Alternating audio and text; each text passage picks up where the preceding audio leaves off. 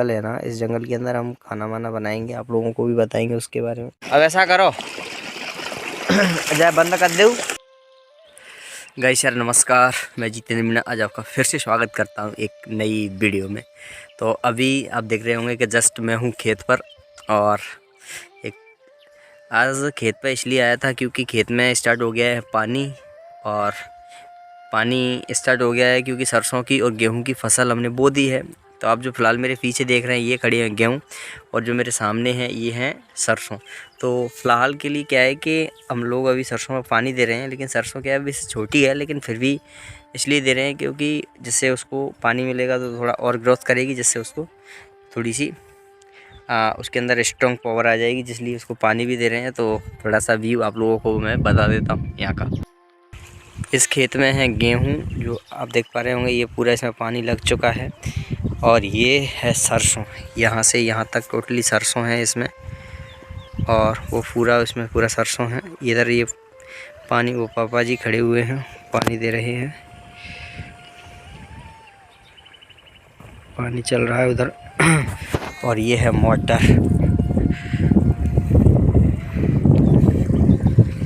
ये दे रही है पानी,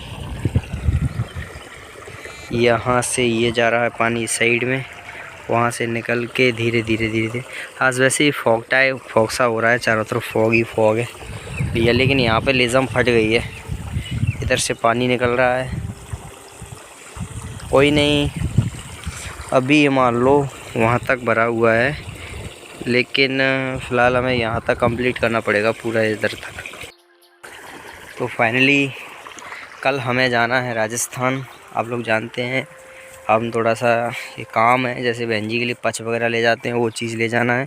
तो कल हम आपको दिखाएंगे राजस्थान का व्यू, जिसमें चंबल रिवर जो मध्य प्रदेश राजस्थान का बॉर्डर बनाती है, वो सारी भी चीज़ आप लोगों को बताऊंगा। एक नया ब्रिज बन रहा है वहाँ पर, वो ब्रिज भी दिखाऊंगा। और कहीं ना कहीं राजस्थान का कल्चर और राजस्थान में क्या क्या सुविधा है, वो सारी चीज़ कल हम देख पाएंगे। राजस्थान में क्या क्या संस्कृति है, क्या पहनावा है, वो इसकी एक झलक भी मैं आप लोगों के लिए बताऊंगा। अभी जो कुछ भी अपडेट होगा मैं आप लोगों के लिए भी बताऊंगा। आप देख पा रहे होंगे एक दिन हमने यहाँ पर एक खाना बनाया था, इस तरह की सुविधा है। ये है खाट और ये है चूल्हा। तो फाइनली यहाँ बैठ जाते हैं। ये चल रहा है इधर पानी, और आप देख सकते हैं एक बार सीन यहाँ से।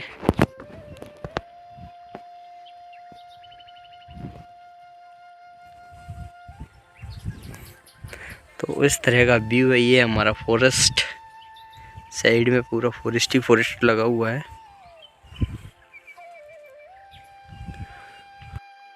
तो गैस यार फाइनली यहाँ पर है सोने के लिए ये सुंदर सी चारपाई। मैं भी यहाँ पर एंजॉय से सो रहा हूँ, आराम भी कर लेता हूँ थोड़ी देर के लिए। और अगर सोना है तो आप इधर भी सो सकते हैं पत्थर पर। और यहाँ से ये पीछे का व्यू आप देख सकते हैं, वो लोग लगे हुए हैं अभी अपने गाँव में। पानी प्रॉपर तरीक़ा से खेत में जा रहा है। और अभी लगभग 2-2:30 बज रहे हैं। शाम को लगभग 6 बजे तक लाइट चलेगी, और 6 बजे के बाद लाइट चली जाएगी। उसके बाद हम जाएंगे घर पे। घर पे जाने के बाद जो कल लड्डू नहीं बने थे ना वो लड्डू बनाना है। लड्डू बना के जो सामान है वो सामान को एडजस्ट करना है, क्योंकि सामान लेके जाना है कल। आप लोगों को मैं बता दूं सामान क्या क्या है हमारे पास। कम से कम 30 साड़ी, 30 स्वाफ़ी, और लगभग में 5 किलो आटा के लड्डू, जिसमें सौंठ और काजू बादाम और जो सारी चीज़ होती है, मावा वगैरह सब कुछ है। 1.5 केजी घी, 4 किलो लगभग वो है तुम्हारा गुड़। तो कहीं ना कहीं ये सारी मिक्सिंग करने के बाद हम तैयार कर रहे हैं लड्डू।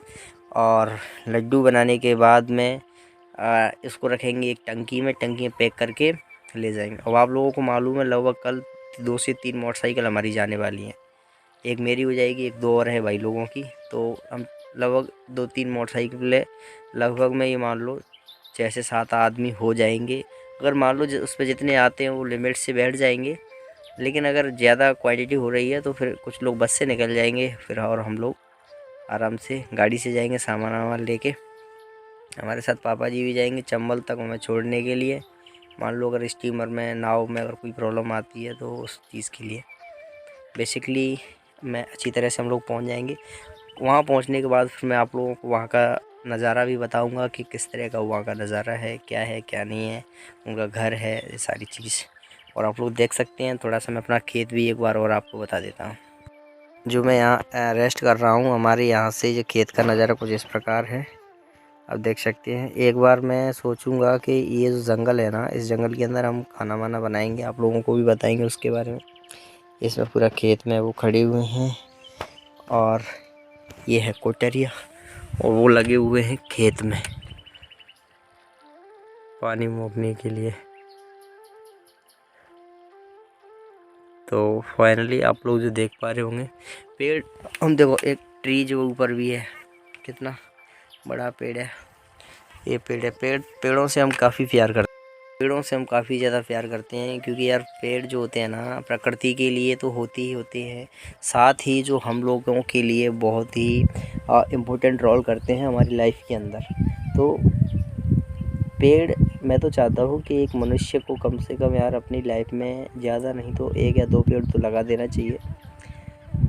क्योंकि उससे क्या है कि हम लोग जो सांस लेते हैं, वायु लेते हैं, ऑक्सीजन जो प्राण वायु होती है उसको जो ग्रहण करते हैं, वो भी आप जानते हैं केमिकल प्रोसेसिंग होती है कि पेड़ों के द्वारा ही वो हमें प्राप्त होती है। पेड़ क्या करते हैं, कार्बन डाइऑक्साइड को लेते हैं और O2 को निकालते हैं।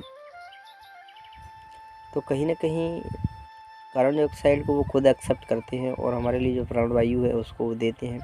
सो हम लोगों को इन चीज़ों की रेस्पेक्ट करना चाहिए।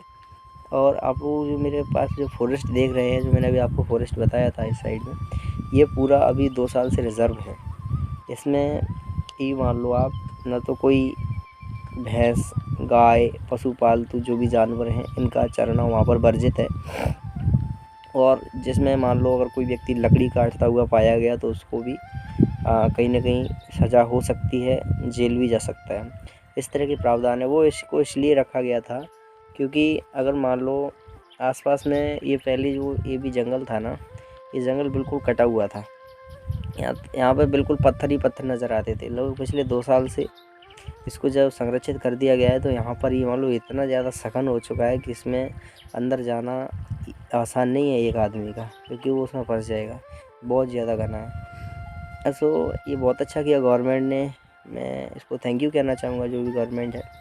साथ ही साथ वो लोग प्रकृति के लिए इतना सब कुछ कर रहे हैं, उनके लिए भी थैंक यू। और यार क्योंकि प्रकृति हम लोगों का साथ देती है, आप लोग अच्छी तरह से जानते हैं। और कहते हैं ना, सादा जीवन उच्च विचार। एक विद्यार्थी होता है ना, एक विद्यार्थी के जीवन का एक असली सच जो है, एक चीज़ होता है कि उसके अंदर हमेशा ये चीज़ होना चाहिए कि सादा जीवन उच्च विचार, यही है विद्यार्थी जीवन का सार। उसमें सादा तो उसके रहन सहन सिंपली होना चाहिए, विचार हमेशा उच्च होना चाहिए। यही चीज़ रहती है, मायने रखती है। आप लोग सोचते होंगे यार तुम क्या करते हो, तुमने कितना क्या पढ़ा लिखा, तुम कैसे हो, क्या है सारा बैकग्राउंड क्या है। तो यदि आप मेरा बैकग्राउंड जानना चाहते हैं तो हालांकि I belong to poor family, as a middle family आप मान सकते हैं। लेकिन कक्षा 1 से लेकर 5 तक मैंने राजस्थान में पढ़ाई की थी, राजस्थान बोर्ड से। फाइनली जब वहाँ से आके मैं आ गया MP कक्षा 5 के बाद। मैंने 5वीं कक्षा में एडमिशन लिया था यहाँ पर हमारे शासकीय प्राथमिक विद्यालय हमारे गांव में। उस विद्यालय में कक्षा 5 मैंने 1 ही साल उसमें पढ़ा, फिर 6वीं से हमारा दूसरा विद्यालय था उसमें प्रवेश लिया। तो मिडिल स्कूल में जाने के बाद मैं चला गया सबलगढ़ रहने के लिए। जस्ट वहाँ पर मैंने कक्षा 8वीं को पढ़ा। 8 पढ़ने के बाद फिर मैं आ गया अपने घर पर। उस समय उतना ज़्यादा होशियार भी नहीं था, नॉर्मली स्टूडेंट हुआ करता था, कम नंबर आते थे। लेकिन फिर भी एक लड़का और था और मॉनिटर बनता था, लेकिन मैं सोचता कभी मैं भी मॉनिटर बनूं क्लास का, बट मैं नहीं बन पाया। क्योंकि मॉनिटर बनने पर एक खुशी जो होती है ना, कि वो खुशी होती है कि उसको माला, उसको स्वागत, उसका रेस्पेक्ट किया जाता था। तो फाइनली जो कुछ भी हुआ वो ऐसा है कि कक्षा 9वीं में पढ़ने के बाद 8वीं पढ़ने के बाद मैं 9वीं में घर पे रहा और 10वीं क्लास में जैसे ही मैं पास हुआ देन उसके बाद चला गया ग्वालियर। जब ग्वालियर मैंने 10वीं की पढ़ाई की, सबसे पहले मैं ग्वालियर में मोती झील में रहा था 1 साल।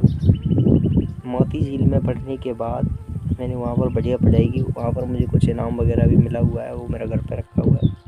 अब ये देखते हैं, दीवार गड़ी है और एक मूर्ति भी है। इस तरह के जो गिफ्ट्स होते थे वो सर हमें देते थे।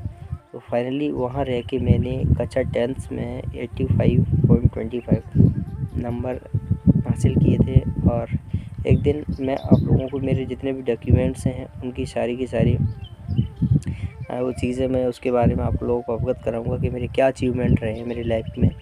तो फाइनली 10th क्लास मैंने पास किया 85% के साथ। उस समय क्या था, गवर्नमेंट की एक योजना थी कि 85 पे OBC में 25,000 रुपये देते हैं। लेकिन मेरा क्या था कि 85 बन गया था बस, बट उस टाइम पे उसी समय उन्होंने वो योजना 10th क्लास वाली रिजेक्ट कर दी। रिजेक्ट करने के बाद में उन्होंने कहा, गवर्नमेंट ने, मध्य प्रदेश गवर्नमेंट ने कहा कि जो स्टूडेंट 12th क्लास में यदि मान लो 85 प्लस लाता है OBC वर्ग से, तो उसके लिए 25,000 रुपीज़ मिल जाएंगे या उसके लिए लैपटॉप मिल जाएगा। तो उसके लिए भी मैंने भरसक प्रयास किया। कक्षा 12 में ये मान लो लैपटॉप की प्राप्ति के लिए लगभग 85 मार्क्स मैंने फिर प्राप्त किए। 85 मार्क्स प्राप्त करने के बाद मेरी खुशी दिल को चूम गई, क्योंकि जो गवर्नमेंट की योजना थी उस योजना का मैंने फ़ायदा लिया।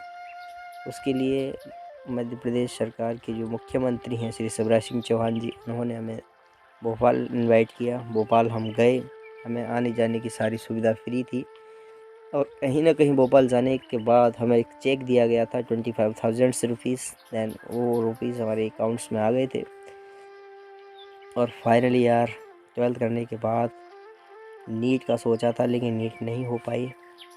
नीट न होने के कारण मैं चला गया ग्वालियर जाके मैंने तैयारी शुरू कर दी सिविल सर्विसेज की। सिविल सर्विसेज की मैंने लगभग 3 साल प्रिपरेशन की।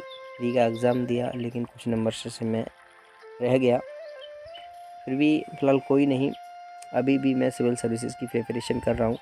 आप लोग देख पाते होंगे, मैं ब्लॉग भी बनाता हूँ, साथ ही साथ बैकग्राउंड में पढ़ाई भी करता हूँ, बच्चों को भी पढ़ाता हूँ। अपना सब कुछ मैनेज करना पड़ता है ना। तो ये सारी चीज़ होने के बाद मैं आपको बताऊँ, BSc का मैंने उसी टाइम पे एडमिशन ले लिया। BSc जो मैंने किया था वो गवर्नमेंट कॉलेज थी, गवर्नमेंट आदर्श विज्ञान महाविद्यालय ग्वालियर। वो जो कि गवर्नमेंट कॉलेज है, उसमें मैंने BSc कंटिन्यूस की। और BSc मेरी कंप्लीट हो गई थी 2020 में। और 2022 में मेरा पोस्ट ग्रेजुएशन MSc फाइनल हो गया था। और जस्ट अभी MSc में कंप्लीट करके आया हूँ। अब उसी साइंस कॉलेज, उसी गवर्नमेंट कॉलेज से MSc किया हुआ है। जस्ट अभी मेरा आगे का प्रोसेस ये है कि MSc होने के बाद मैं B.Ed कर बैचलर इन एजुकेशन B.Ed करना चाहूँगा। और B.Ed करने के बाद मैं फर्स्ट ग्रेड जो टीचर है उसका एग्ज़ाम दूंगा। This is my finally target. So अभी प्रिपरेशन चल रही है मेरी। और B.Ed का जो फॉर्म आएंगे वो भी 2023 में आ जाएंगे, जनवरी या फरवरी में। तो वो सारी चीज़ भी मैं आज कंटिन्यूसली करने वाला हूँ। ये एक छोटी सी मेरी लाइफ की जर्नी रही। देन मैंने सोचा, मैंने कि यार लाइफ एक बार आती है, इसको भी मैं रिकॉर्ड रखना चाहता हूँ। और फाइनली मेरे लिए एक प्लेटफॉर्म मिला YouTube, जिसके ज़रिए मैं अपनी लाइफ, अपने सारा सब कुछ रिकॉर्डेड रखना चाहता हूँ।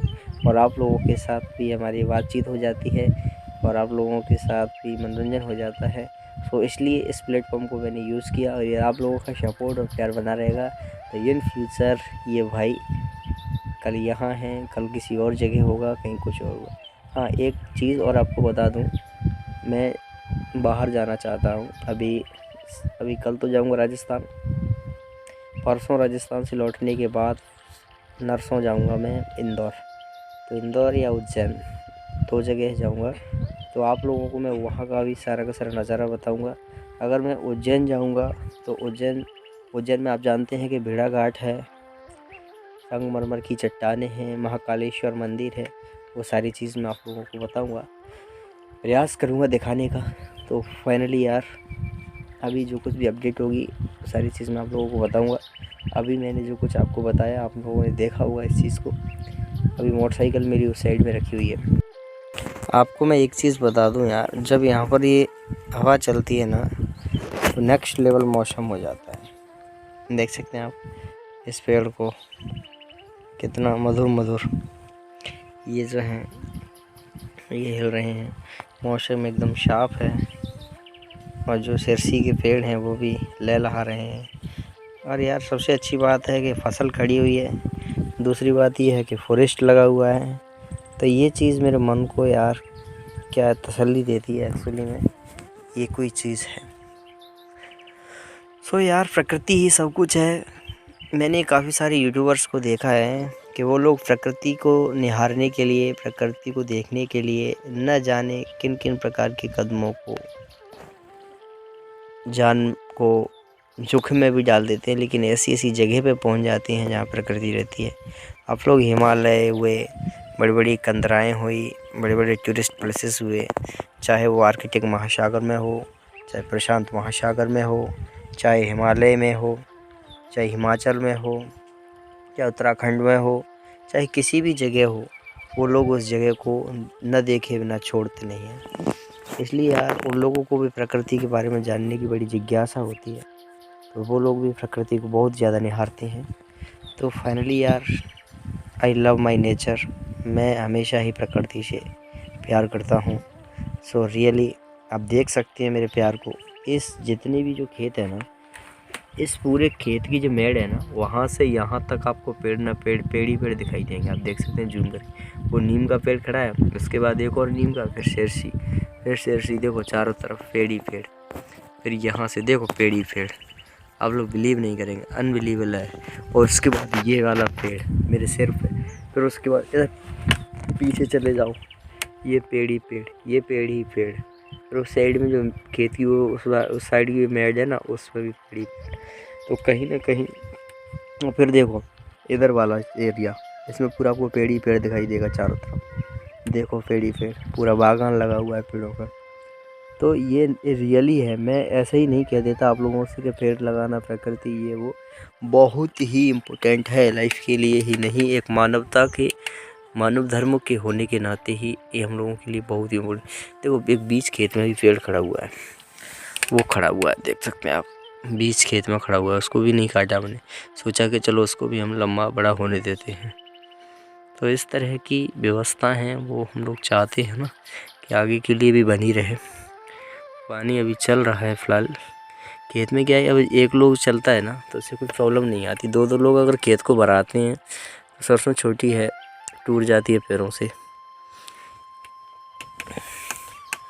देखो इस वाले पेड़ को देखो कैसा लग रहा है,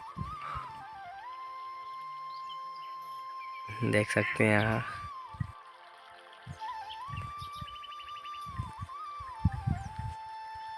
अच्छा लगता है ना।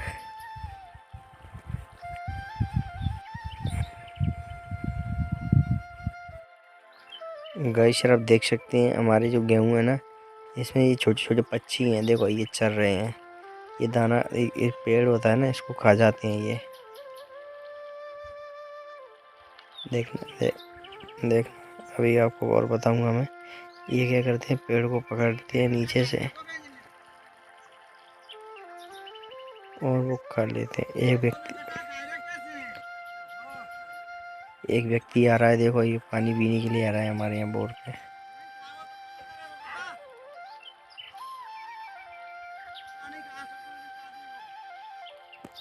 एक व्यक्ति पानी पीने के लिए आ रहे हैं हमारे यहाँ इस बोरिंग पे। ये इधर छेरी चलाते हैं गांव, इसमें डांग के अंदर जंगल में। आप लोग देख सकते हैं ये पानी पीने के लिए आ रहे हैं इधर से।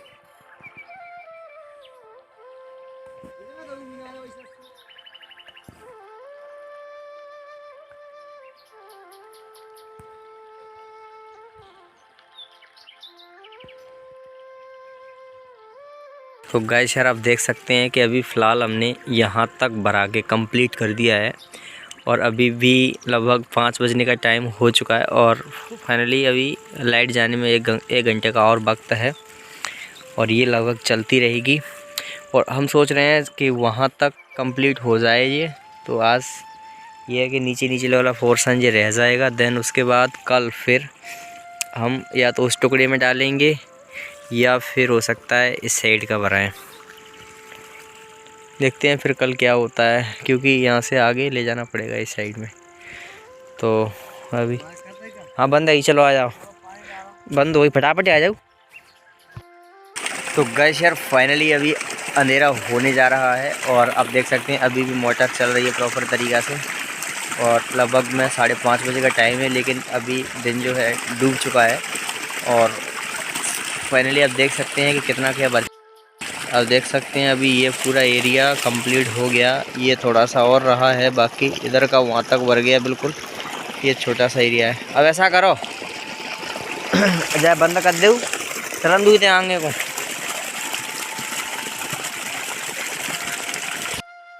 तो गाइस यार फाइनली जो है अब हम काम से फ्री होके जस्ट अब घर के लिए रवाना हो रहे हैं, क्योंकि अभी टाइम हो गया लगभग 6 और लाइट गई।